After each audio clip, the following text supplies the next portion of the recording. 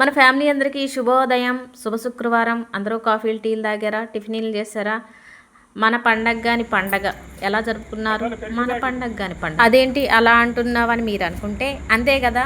ఈ కొత్త సంవత్సరం అంటే అది మనది కాదు, ఆంగ్ల సంవత్సరం. జనవరి నుండి స్టార్ట్ అయ్యేది అది ఆంగ్ల సంవత్సరం. మనకు కొత్త సంవత్సరం స్టార్ట్ అయ్యేది ఎప్పుడంటే ఉగాది రోజు నుంచే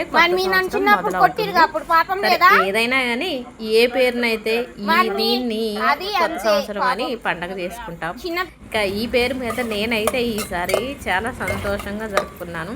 అమ్మ నాన్న ఒక రోజు ఉన్నారు, బతిమిలాడితే ఒక నైట్ ఉన్నారు. జనవరి 1 రోజు పగలంతా ఉండి సాయంత్రానికి వెళ్ళారు.